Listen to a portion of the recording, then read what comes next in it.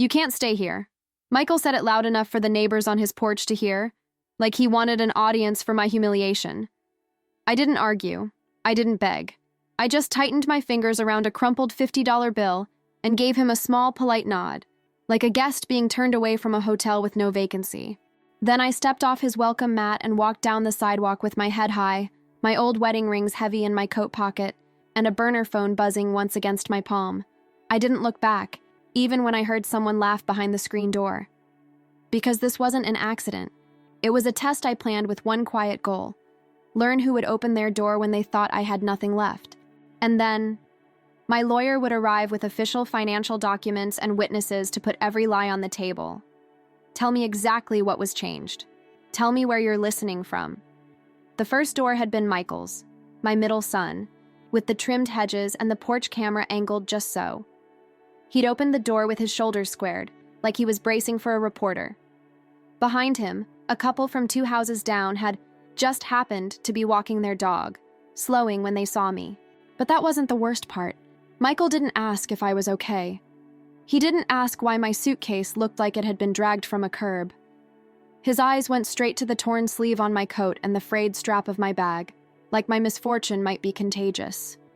He lowered his voice and still somehow made it carry. "You can't stay here." I watched him glance past me at the neighbors.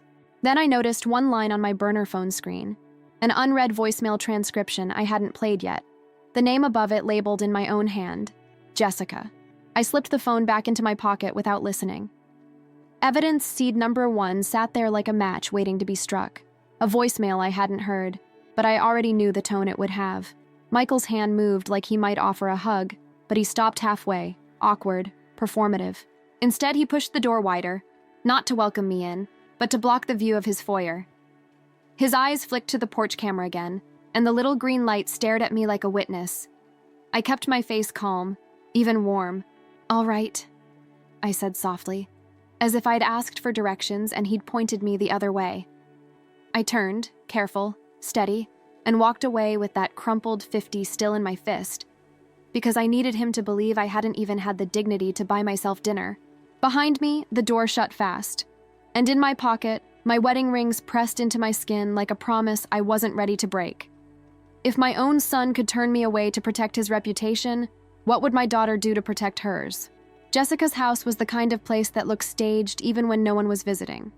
The wreath on the door was perfectly centered. The doormat was clean enough to eat off. I stood on her porch with my suitcase by my ankle, my burner phone turned face down in my palm, and I waited until I heard her heels click toward the entry like a countdown. She opened the door 2 inches. Her eyes swept me top to bottom, quick and sharp, then snapped back to my face with a smile that didn't touch anything real. "Oh," she said, like I was a package delivered to the wrong address. I let my shoulders slope a little. I let my voice soften. "I just need a place for the night." The smile tightened. Behind her, I saw a gleam of white. Marble counters, bright lights, the life she loved to show off.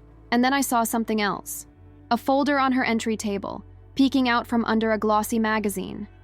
A pale yellow sticky note slapped onto the top page with 2 words written in thick black marker. "Sign here." My breath stayed steady. Evidence seed number 2 landed quietly in my mind, not as proof yet, but as a warning. Jessica's gaze followed mine, and she shifted her body to block the table. But that wasn't the worst part. She didn't whisper, even though her tone pretended to be private. "You can't stay here," she said, like she was repeating a rule from a homeowners association. Then she leaned forward and lowered her voice just enough to make it cruel instead of loud. "My neighbors, they talk. You understand." I nodded once. Slow, composed, as if she'd explained something reasonable. Inside my coat pocket, I touched my wedding rings like a rosary. Jessica's eyes darted to the suitcase again. "Is that all you have?" she asked.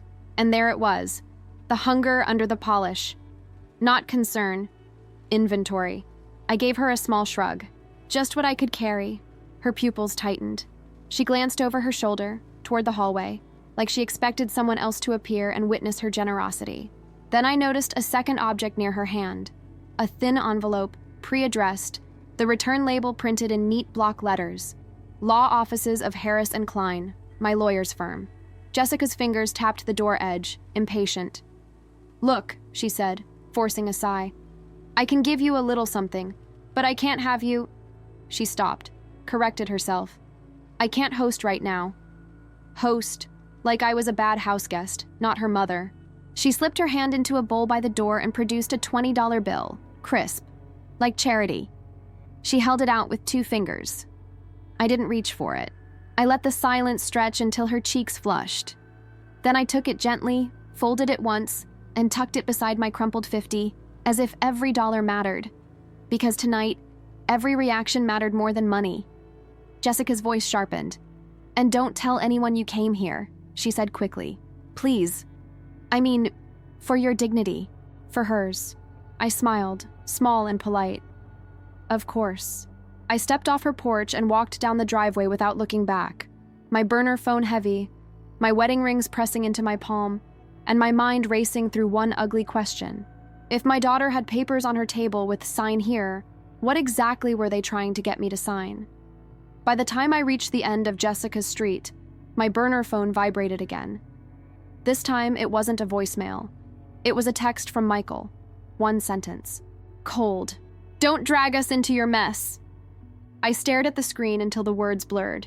Then I clicked it off and kept walking, because a mother can still bleed without letting anyone see the wound. I didn't go home. I didn't go to a hotel. I went where I knew the truth would be hardest for them to fake.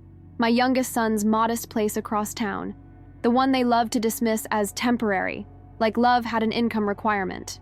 Ethan lived in a small house with peeling paint on the mailbox post and a porch light that flickered. But the curtains in the front window were clean. And when I stepped onto the porch, I saw a child's drawing taped to the glass, a crooked sun, a stick figure family, and a big word spelled out in shaky letters, home. My fingers tightened around my suitcase handle. I knocked once, and the door opened almost immediately. Not by Ethan, by Sarah, my daughter-in-law.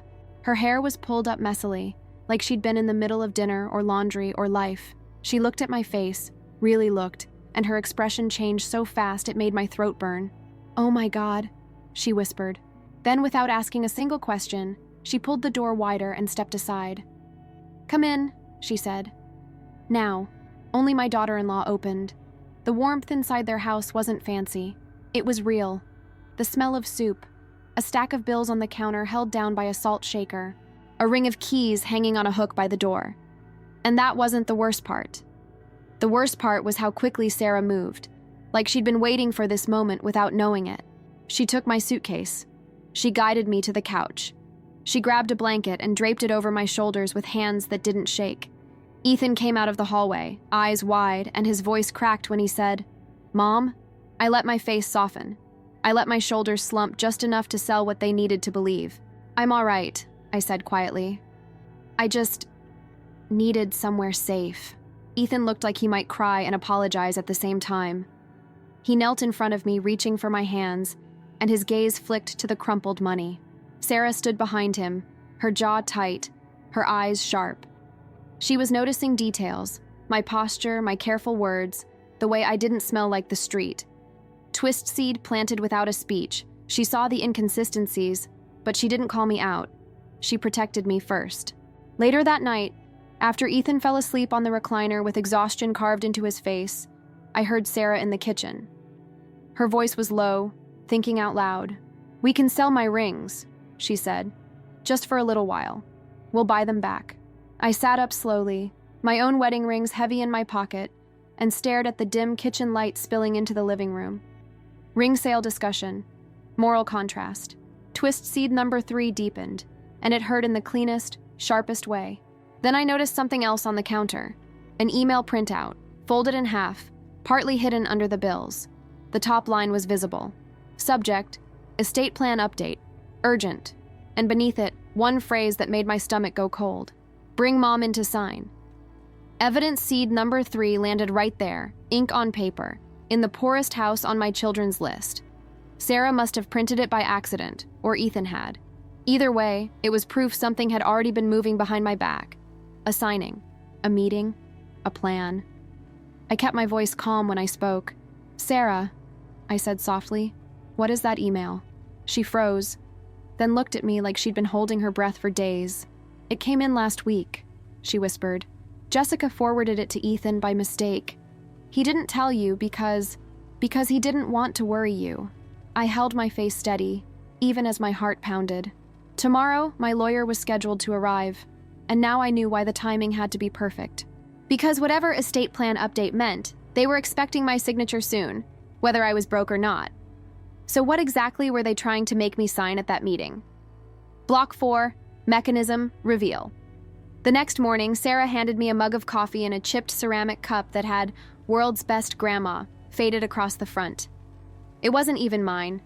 It was something she'd bought at a thrift store, probably for $5, because she knew what it would mean to me. I wrapped my hands around it and let the warmth steady me. Outside, a car door shut. Not Ethan's, not Sarah's. A different sound, heavier, deliberate. My burner phone buzzed once in my pocket with a single text I'd been waiting for. Arriving now. Front door. Harris. I didn't flinch. I stood slowly, smoothed my coat, and tucked my wedding rings deeper into my pocket. Sarah watched me with that same sharp gaze, but she didn't ask for explanations. She just nodded once, like she understood this wasn't about drama. This was about proof. Then I heard the knock. 3 firm taps. I opened the door myself. My attorney, Mr. Harris, stood on the porch in a dark suit with a leather briefcase in his left hand and a thick envelope in his right. Behind him were 2 men in plain clothes, professional, neutral, and quiet. Security witnesses, there to observe and document, not to threaten. Mr. Harris spoke calmly, like this was any other Tuesday. "Mrs. Caldwell," he said, "we're ready when you are." He stepped inside, and the small living room suddenly felt like a courtroom without the robes. Sarah's eyes widened, then narrowed, then steadied. Ethan stood in the hallway, confused, and I held up a hand.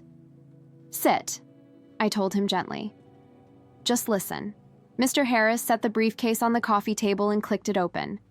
Inside were neat stacks of documents, bank statements, certified letters, and a formal affidavit page with a date stamped at the top. And that wasn't the worst part. The worst part was the way my children had already tried to rewrite my life before I even disappeared. Mr. Harris pulled out a printed transcript. He didn't look at Ethan when he spoke. He looked at me. "We retrieved the voicemail you saved but didn't open," he said, nodding toward my burner phone. "From Jessica. Evidence seed number 1 began its payoff, but not all at once." He slid the transcript across the table. I didn't read it aloud. I didn't need to. I saw enough in 2 lines to feel my stomach harden into something quiet and unbreakable. "Don't let her in. Make it look like her choice." Sarah's hand flew to her mouth. Ethan's face drained of color. "But," he started. I held up my hand again, steady. Mr. Harris continued, methodical. "We also contacted your primary bank," he said, and pulled out a statement with a bolded section highlighted in yellow. He pointed to one line with the tip of his pen. Authorized user added, Michael Caldwell. The room went still. Ethan looked like he couldn't process the words. Sarah's eyes flashed. I kept my voice calm. "When?" I asked. Mr. Harris tapped the date. 2 months ago. Payoff beginning for evidence seed number 2, but still no final hammer. Just truth, placed carefully. Mr. Harris opened the thick envelope next. Inside was a certified copy request form already prepared, with my name typed neatly and a space for my signature. "It appears there was an attempt to schedule an estate plan update," he said, and slid the printed email onto the table. "Evidence seed number 3 came to life, right there between us. Jessica requested a meeting with a different notary," he added. "Not our office notary." Sarah's voice came out thin. "Why would she do that?" Mr. Harris didn't answer immediately. He looked at me. "Because she was trying to move fast," he said quietly. "And she didn't want your usual safeguards." Safeguards. Like dignity could be protected by paperwork, if you were smart enough to put it there. I exhaled slowly. "So what happens next?" Ethan asked, his voice breaking. I turned to him, and for a moment I saw the little boy who used to bring me dandelions from the yard. "We make it official," I said softly. "We make it real." Mr. Harris closed the briefcase halfway, not finishing the story yet. "Your other children have been summoned," he said. "They believe they're coming to discuss emergency support and your financial situation." I nodded, feeling my pulse steady. The table was ready, the folder was ready, the pen was ready. And in a few hours, Jessica and Michael would walk through this modest front door thinking they still controlled the narrative. But what would they do when the documents were already waiting for them? Block 5. Confrontation. Jessica arrived first, of course. She didn't knock. She rang the bell twice, then once more, like the house owed her speed. Michael's car pulled up behind hers, and I watched them through the curtain for one breath. 2 silhouettes stepping out, rehearsing their faces before they walked inside. I sat at the kitchen table with Mr. Harris's folder in front of me, a pen placed neatly on top like an invitation. Sarah sat to my right, hands folded, jaw tight. Ethan sat to my left, pale, rigid, trying not to shake. The 2 security witnesses stood quietly near the hallway, visible but not looming. The front door opened and Jessica's voice floated in before her body did. "Ethan, honey, we're here to help." Then she saw me at the table. Her smile snapped into place anyway, bright and false. "Oh, Mom," she said, dripping sweetness. "We've been so worried." Michael hovered behind her, eyes darting around the room, clocking the strangers, the briefcase, the papers. But that wasn't the worst part. The worst part was how fast Jessica went to control the story. She stepped forward, palms out, like she was calming an irrational patient. "Mom, we need to talk about your situation," she said. "We can't have you wandering, like I was a lost dog." I kept my face calm. I didn't speak yet. I let silence do what it does best. It makes liars fill the air. Jessica's gaze flicked to the folder. "What's that?" she asked quickly. Mr. Harris stood, smooth and professional. "Good afternoon," he said. "I'm William Harris, Mrs. Caldwell's attorney." Jessica's eyes widened, then narrowed. "I didn't know she still had an attorney," she said, voice sharp. Michael shifted, swallowing hard. Mr. Harris opened the folder and slid one document forward, bank statements with highlighted lines. "We're here to clarify a few things," he said. Jessica's smile trembled.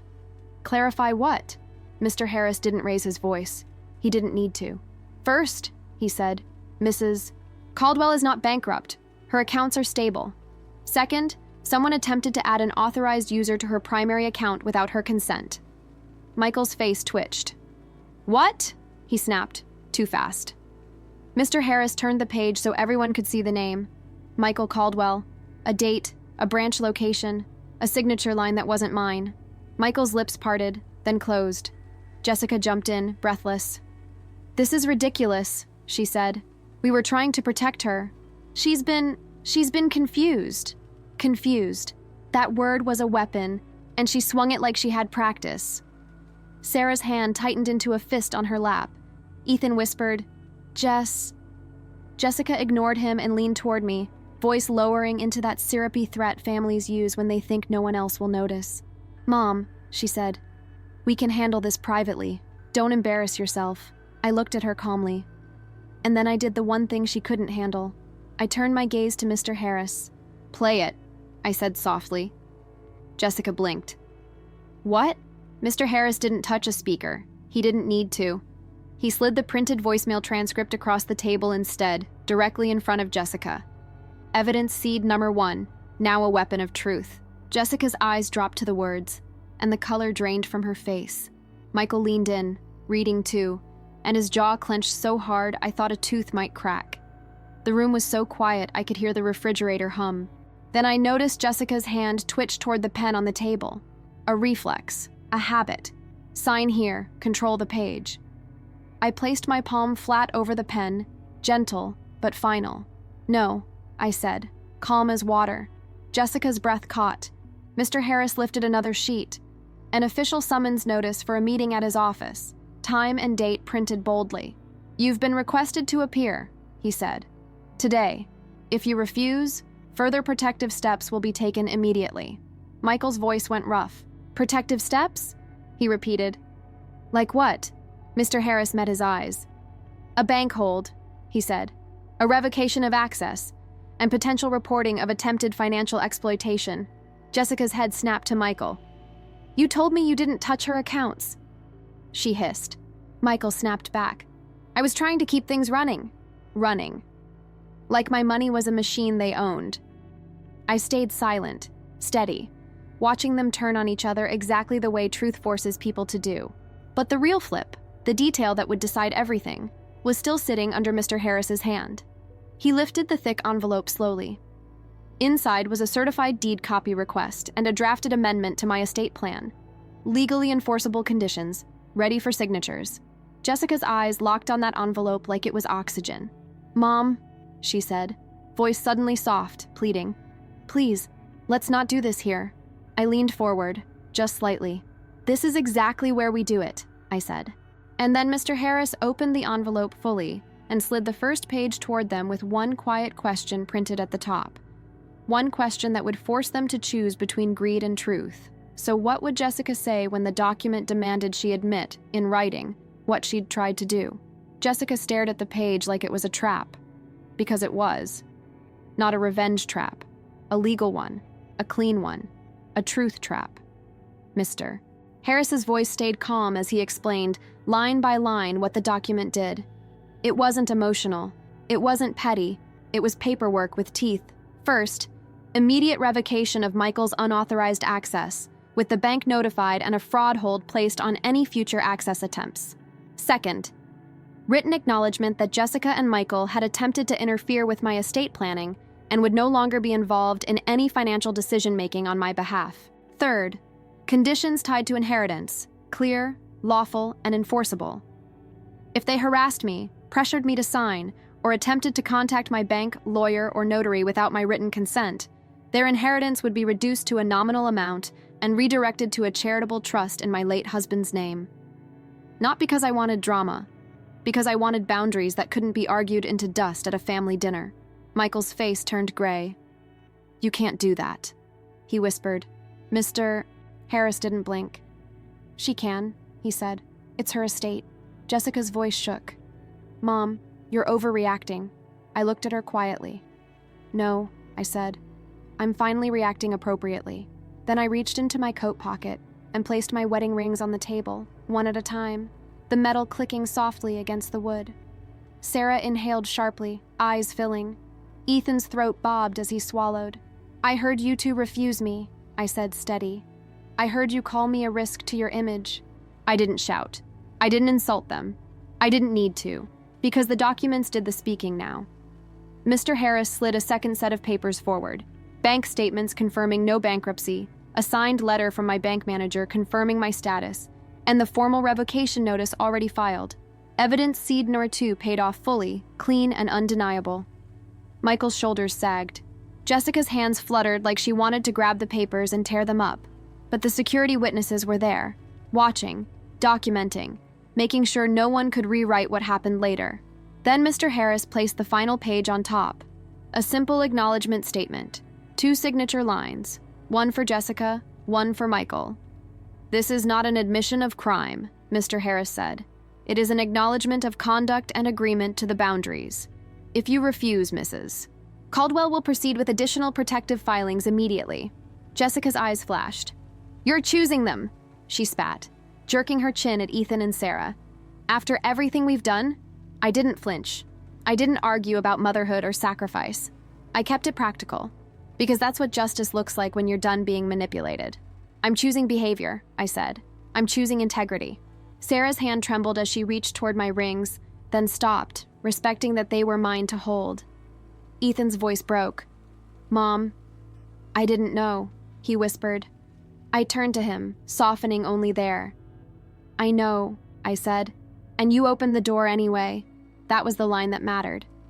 Jessica looked like she'd been slapped. Michael stared at the table, eyes wet, not with remorse, more like panic. Because the allowance, because the support, because the quiet flow of money they'd treated like a birthright was now a controlled faucet with a legal lock. And then I noticed something that changed the room again. Sarah had slid her own worn wedding band halfway off her finger, like she'd been ready to sacrifice it without anyone asking. I reached over and gently pushed it back into place. "No," I said softly. "Not yours." I opened Mr. Harris's folder one more time and pulled out a separate document.